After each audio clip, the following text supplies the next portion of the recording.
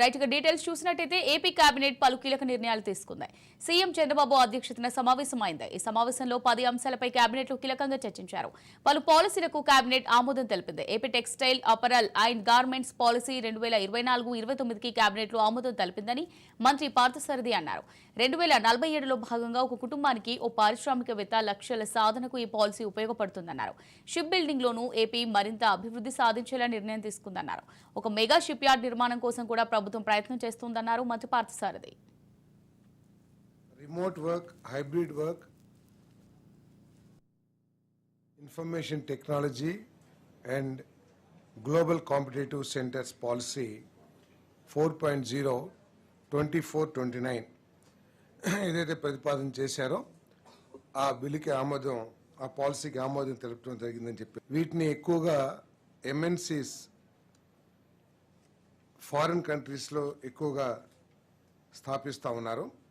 Remote work, hybrid work మరియు coworking స్పేస్ల వంటి అత్యాధునిక సర్వీస్ డెలివరీ మోడల్ని ఏర్పాటు చేయటం ఈ పాలసీ యొక్క లక్ష్యం అని చెప్పేసి, స్కిల్డ్ వర్క్ ఫోర్స్ని డెవలప్ చేయడానికి, వాళ్ళకి కావాల్సిన వర్కింగ్ ఫెసిలిటీస్ని ఏర్పాటు చేయడానికి ఈ పాలసీ బాగా ఉపయోగపడుతుందని చెప్పేసి నేను మనవి చేస్తా ఉన్నాను.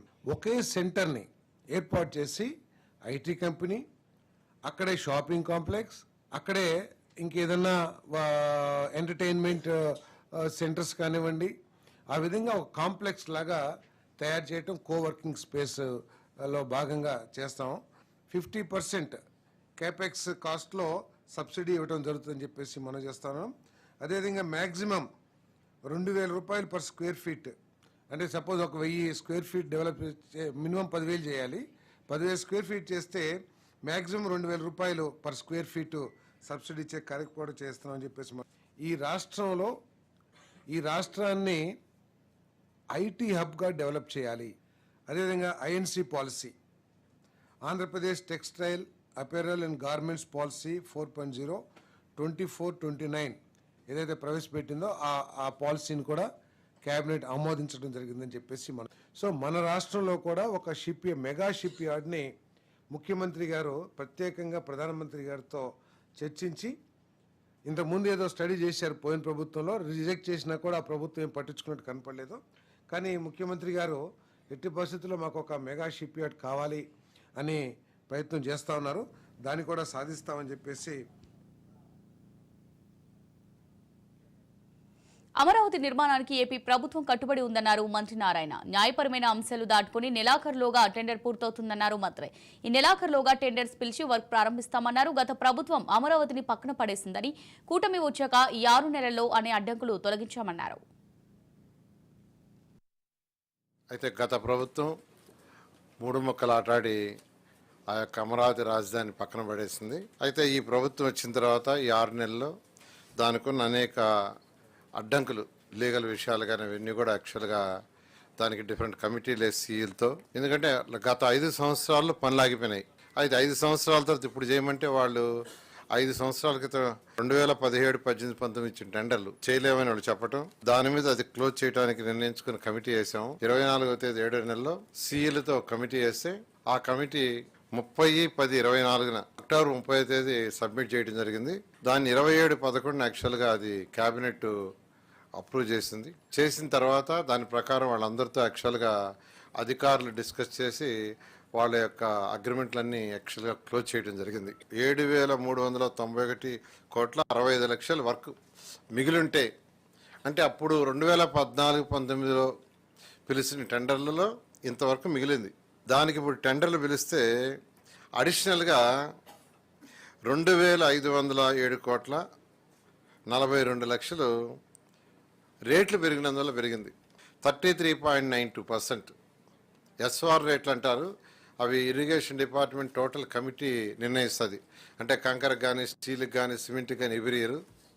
దాని ప్రకారం ఇప్పుడు వేస్తే 2,507,42,00,000, అంటే 33.92%. అదేవిధంగా 3,600 అపార్ట్మెంట్లు, హౌసెస్ 3,600 మొత్తం, అంటే 3,600 మంది అధికారులు ఉండటానికి యాక్చువల్గా కట్టడం జరిగింది. అందులో మేజర్ వర్క్ అయిపోయింది, ఇంకా మైనర్ వర్క్ ఉంది. అదేవిధంగా 5 టవర్స్, అడ్మినిస్ట్రేటివ్ టవర్స్ 5 టవర్స్.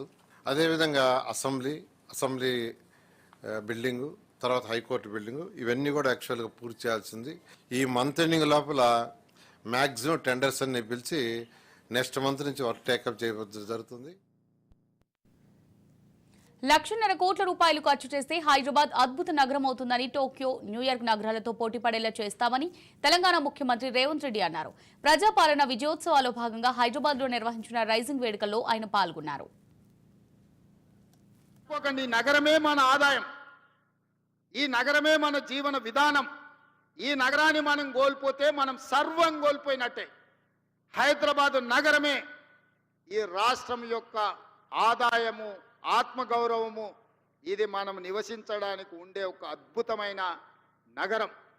దీన్ని ఏ రకంగా అయినా కాపాడుకుందాం. ఈరోజు చేపట్టిన అభివృద్ధి కార్యక్రమాలు 7,000 కోట్ల రూపాయలవే. ఈ హైదరాబాదు నగరానికి ఇవి సరిపోవు. తొందరలోనే ప్రణాళికలు చేస్తున్నాము.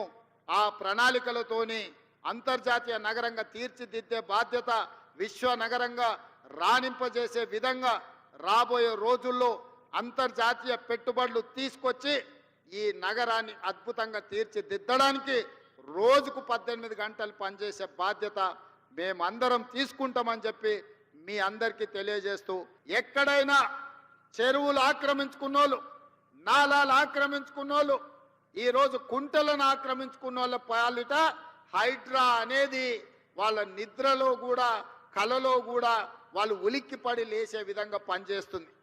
మీ ఆస్తుల దగ్గరికి రాలే, మీ అనుమతులున్న నిర్మాణాలు కూలగొట్టలే, అక్రమంగా చెరువుల్లో, అదేవిధంగా కుంటలలో, అదేవిధంగా నాలాలు ఆక్రమించుకొని హైదరాబాదు నగరాన్ని, అభివృద్ధిని అడ్డుకొని దెబ్బతీసి ఈరోజు ఆ నీళ్లు రోడ్ల మీదకి వస్తుంటే వాటి ఆక్రమణలు తొలగించడానికి మాత్రమే హైడ్రా పనిచేస్తుంది.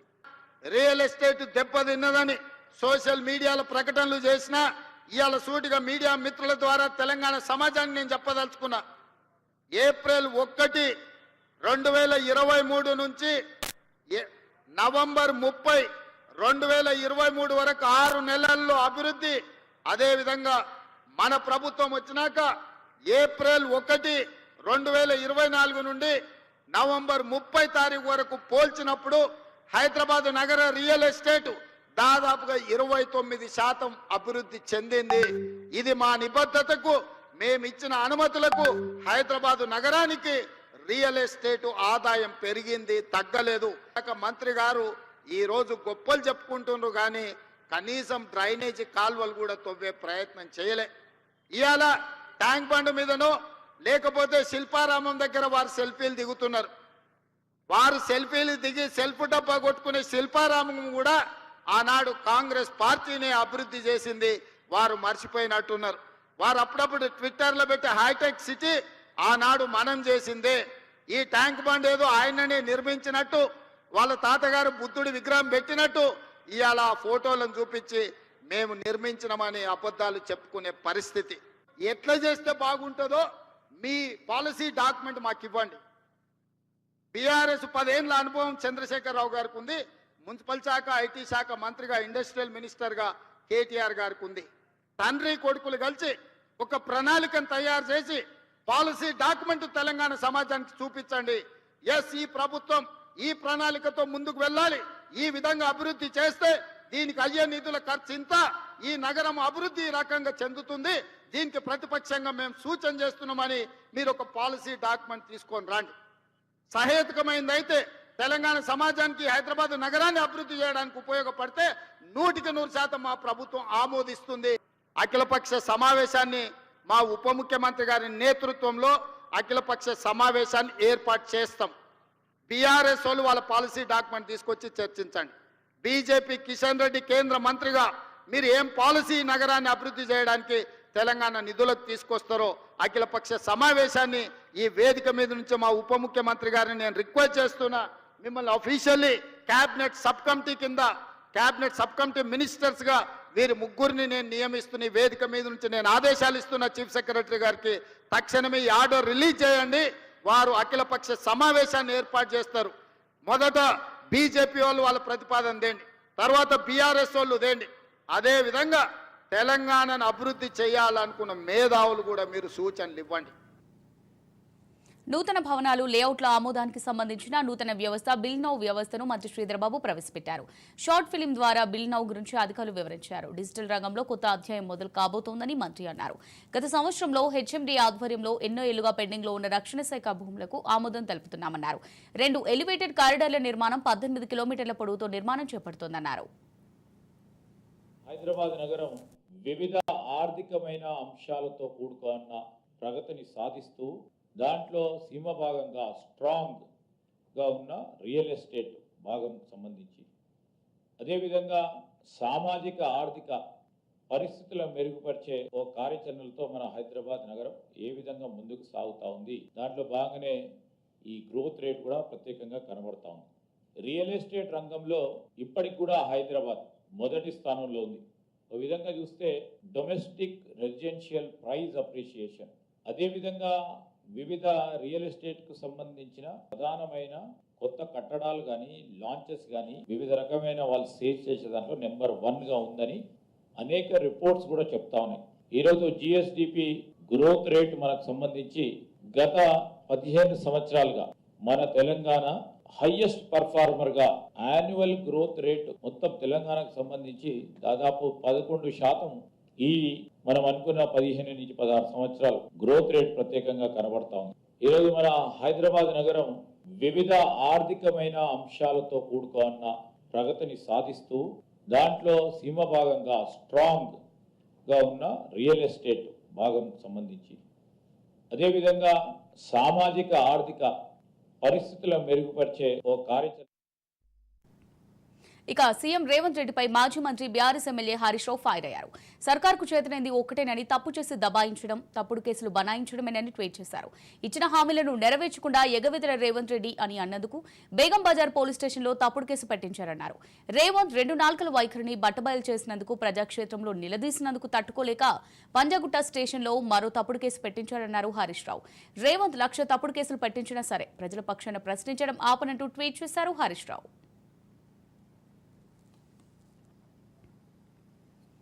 గంగపుత్ర సంఘం నేతలతో బీఆర్ఎస్ ఎమ్మెల్సీ కల్వకుంట్ల కవిత హైదరాబాద్ లో సమావేశమయ్యారు. తెలంగాణ జాగృతి తరపున బీసీ డెడికేటెడ్ కమిషన్ కి రిపోర్ట్ సమర్పించిన ఎమ్మెల్సీ కవితకు ధన్యవాదాలు తెలిపారు. ఈ సందర్భంగా పలు సమస్యలను గంగపుత్ర సంఘం పెద్దలు ఎమ్మెల్సీ కవిత దృష్టికి తీసుకెళ్లారు. కామారెడ్డి డిక్లరేషన్ పేరుతో బీసీలను కాంగ్రెస్ మోసం చేసిందని, ఈ అంశాన్ని శాసనమండలిలో లేవనెత్తాలని గంగపుత్ర సంఘం పెద్దలు కోరారు.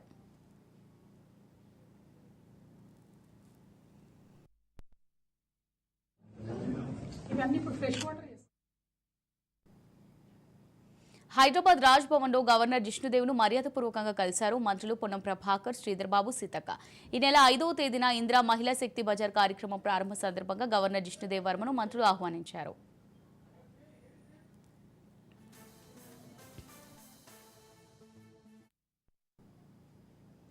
'లగచర్ల దాడి కేసు నిందితుడిని పోలీసులు అదుపులోకి తీసుకున్నారు. సంగారెడ్డి జైలు నుంచి సురేష్ ను వికారాబాద్ పోలీసులు 2 రోజుల పాటు కస్టడీకి తీసుకున్నారు. నిందితుడు సురేష్ ను తాండూరు డీఎస్పీ ఆసుపత్రికి తరలించారు. 2 రోజుల పాటు సురేష్ ను విచారించనున్నారు.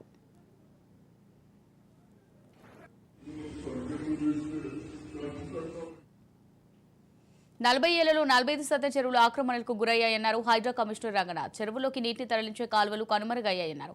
చిన్నపాటి వర్షానికి హైదరాబాద్ ముంపుకు గురవుతుందని, నీటిని నిల్వ చేసే వాటర్ బాడీస్ లేకపోవడంతో భూగర్భ జలాలు ఇంకిపోతున్నాయని రంగనాథ్ వెల్లడించారు. అమీన్పూర్ చెరువు ఆక్రమణకు గురైందన్నారు రంగనాథ్. చెరువుల ఆక్రమణలు గుర్తించేందుకు సీసీటీవీ కెమెరాలు అమరుస్తున్నామని హైడ్రా కమిషనర్ వెల్లడించారు.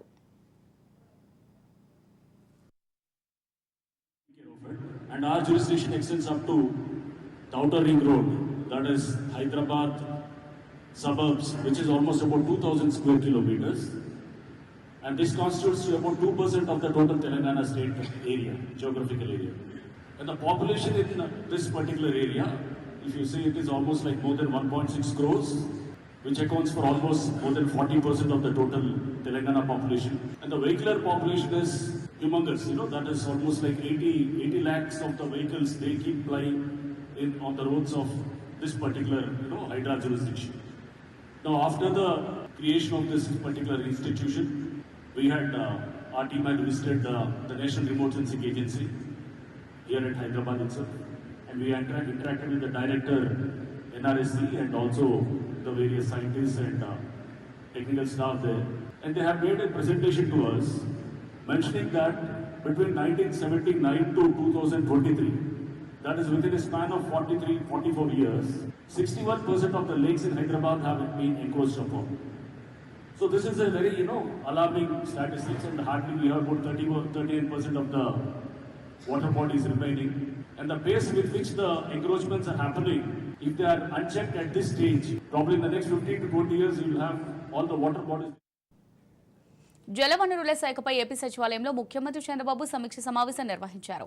ఈ సమీక్షకు ఇరిగేషన్ మంత్రి నిమ్మల రామానాయుడు, ఆ శాఖ ఉన్నతాధికారులు హాజరయ్యారు. సమీక్షలో పోలవరం ఎత్తుపై కీలక నిర్ణయం తీసుకున్నట్టు సమాచారం.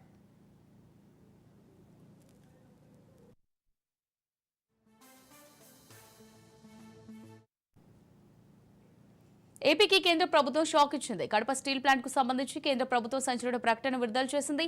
కడప స్టీల్ ప్లాంట్ గురించి లోక్సభ ప్రశ్నోత్తరాల సమయంలో జనసేన ఎంపీ వల్లభనేని బాలశౌరి ప్రశ్నలు లేవనెత్తారు. విభజన చట్టం ప్రకారం కడప స్టీల్ ప్లాంట్ హామీ ఉందని, కేంద్రం ఈ విషయంపై ఏం చేస్తుందని ఎంపీ ప్రశ్నించారు. దీనిపై కేంద్ర ఉక్కు శాఖ మంత్రి హెచ్డి కుమారస్వామి ఇచ్చిన సమాధానం షాక్ కి గురిచేస్తుంది. ప్రస్తుతం ఆ అంశం తమ ముందు లేదని కేంద్ర మంత్రి వెల్లడించారు.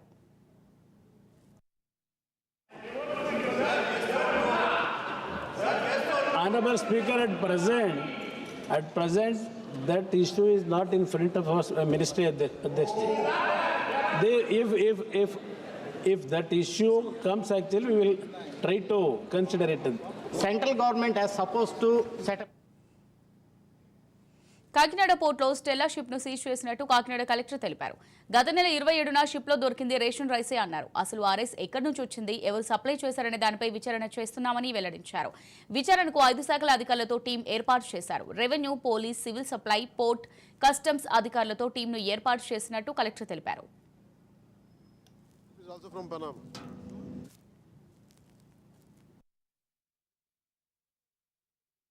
of this month prima facie నేను అంటే ఆ రోజు ఒక్కడనే వెళ్ళగలిగాను. ఆ రోజు కంప్లీట్ టీమ్ కానీ తీసుకోలేకపోయాం మనం. సో ఆర్డీఓ గారు వచ్చారు, నేను వెళ్ళి ఒకసారి ఆ షిప్ మీద ఏమేమి ఉన్నాయనేది ప్రైమా ఫేసి చూసుకొని వచ్చాం. చూసిన దాంట్లో మనకి ఆన్ స్పాట్ టెస్టింగ్ చేసినప్పుడు అక్కడ పీడిఎస్ రైస్ ఉన్నమాట వాస్తవం. సో దాట్ రకరకాల వర్షన్స్ నడుస్తున్నాయి మీడియాలో. సో అక్కడ ఉన్నది పీడిఎస్ రైస్ అయితే వాస్తవం 100% దాంట్లో. ఆ షిప్ మనకి మన పోర్ట్లోనే సీజ్ చేయడం జరిగింది. ఇప్పుడు మన దగ్గరే ఉంది. అండ్ ఆల్రెడీ డిప్యూటీ సీఎం గారు కూడా has strongly directed us also. మనం ఎలాంటి అన్ఫేర్ ప్రాక్టీస్ అక్కడ జరిగినా కూడా we have to take full control. And ఎట్టి పరిస్థితుల్లో అలాంటి జరుగుతున్న ఇష్యూస్ని మనం స్ట్రాంగ్ హ్యాండ్తో along with police and other agencies we will stop it in Kakinada. And దాంట్లో మొదటి స్టెప్ కింద ఆ షిప్లో ఉన్న కంప్లీట్ స్టాక్ని మనం అనలైజ్ చేసి దాంట్లో ఏదైనా మనకి 100% అది మనకి డైవర్ట్ అవ్వకూడదు స్టాక్ అక్కడ ఉంది, మన పీడిఎస్ రైస్ స్మగుల్ అవుతుందని చెప్పి ప్రూవ్ చేస్తూనే దానికి చట్ట ప్రకారం మనం ఏ యాక్షన్ తీసుకోవడం జరుగుతుంది. మీడియా వారి ద్వారా కనుక ఎవరన్నా ఇమీడియట్గా you can please message me or you can call me any time so that I will be able to act immediately. We have those task force teams now. ఏదైనా ఎలాంటి ఇష్యూ ఉన్నా ఇమీడియట్గా అక్కడికి వెళ్ళి సీజ్ చేయడం కానీ చేయాల్సిన టెస్ట్ కానీ చేయడానికి we have a team ready now. So ఒక షిప్ని ఆపడానికి అధికారం కంప్లీట్గా పోర్ట్ ఆఫీసర్ దగ్గర ఉంటుంది. సో ఒక షిప్లో ఉన్న గూడ్స్ మనం ఆ స్టేట్ యొక్క లాస్ బట్టి దాన్ని మనం ట్రాన్స్పోర్ట్ చేయకూడదు అనుకుంటే దాన్ని ఆపగలిగే రైట్, దానికి ఆపగలిగే అధికారం 100% మన పోర్ట్ ఆఫీసర్ దగ్గర ఉంటుంది. సో నేను చూశాను వార్తల్లో కూడా మనకు అధికారం లేదన్నట్లు. ఇలాగా కొన్ని ఇష్యూస్లో మాత్రమే మనం హైకోర్టు అడ్మిరాలిటీ వైపు నుంచి కంప్లీట్గా షిప్ని సీజ్ చేసుకోవడం జరుగుతుంది. బట్ నేను షిప్లో ఉన్న గూడ్స్ అంటే షిప్లో ఉన్న స్టాక్ని దించడానికి కానీ షిప్లో ఉన్న స్టాక్ని సీజ్ చేయడానికి నేను హైకోర్టు వరకు వెళ్ళాల్సిన అవసరం లేదు. బట్ కంప్లీట్ షిప్ని మనం మన దగ్గర పెట్టే డాక్టర్ బిఆర్ అంబేద్కర్ కోనసీమ జిల్లా వ్యాప్తంగా మందు షాపులు మూతపడ్డాయి. ఉభయ గోదావరి జిల్లాల ఉపాధ్యాయ ఎమ్మెల్సీ ఉప ఎన్నికల నేపథ్యంలో ఎన్నికల కమిషన్ ఆదేశాలతో వైన్ షాపులను అధికారులు మూసివేశారు. ఈ రోజు సాయంత్రం 4 గంటల నుంచి 5వ తేదీ సాయంత్రం 4 గంటల వరకు ఎన్నికలు జరగనున్న సందర్భంగా జిల్లాలో మద్యం దుకాణాలు మూసివేయాలని ఎన్నికల రిటర్నింగ్ అధికారి ఆదేశించారు. దీంతో ఎక్సైజ్ అధికారులు షాపులను దగ్గరుండి మోయించి సీజ్ చేశారు. అయితే చాలా చోట్ల నిర్ణీత గడువు దాటిన షాపులు తెరిచే ఉన్నాయి. మధ్యాహ్నం ఆదేశాలు రావడంతో సిబ్బంది తక్కువగా ఉండడంతో షాపులు మూసివేసే ప్రక్రియ ఆలస్యం అవుతుందని ఎక్సైజ్ సూపరింటెండెంట్ ఎస్కేడివి ప్రసాద్ తెలిపారు. ఆదేశాల మేరకు జిల్లా ఎన్నికల రిటర్నింగ్ అధికారి వారి ఆర్డర్స్లో ఈరోజు అనగా 3వ తారీఖు సాయంకాలం 4 గంటల నుంచి ఎమ్మెల్సీ బస్తబద్దల ఎన్నికల దృష్ట్యా 3వ తారీఖు 4 గంటల నుంచి 5వ తారీఖు 4 గంటల వరకు ఈ జిల్లాలో ఉన్న మద్యం షాపులన్నీ మరియు బార్లన్నీ కూడా మూసివేయడం జరుగుతుంది. ఎటువంటి అవాంఛనీయ సంఘటనలు జరగకుండా ఈ నిర్ణయం కలెక్టర్ గారు తీసుకోవడం జరిగింది. అందువల్ల ఎటువంటి దీనికి మద్యానికి సంబంధించిన ఎటువంటి నేరాలైనా సరే మీకు దృష్టిలోకి వస్తే మాకు తెలియజేస్తే మేము వారిపై కఠిన చర్యలు తీసుకుంటాం. తిరుమల ఘాట్ రోడ్లోని 5వ కిలోమీటర్ వద్ద భారీగా కొండ చర్యలు విరిగిపడ్డాయి. గత 3 రోజులుగా కురుస్తున్న వర్షాలకు కొండ చర్యలు విరిగిపడడంతో స్వల్పంగా ట్రాఫిక్ అంతరాయం ఏర్పడింది. రోడ్డుకు అడ్డంగా పడి ఉన్న కొండ చర్యలను టీటీడీ ఇంజనీరింగ్ సిబ్బంది తొలగించారు.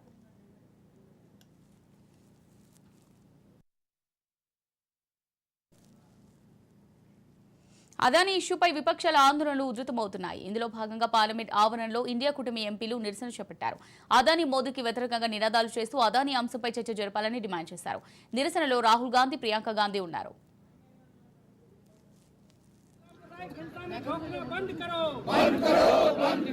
विपक्ष प्रदर्शन कर रहा है, मुद्दा है अदानी का और घेरेबंदी की जा रही है मोदी सरकार।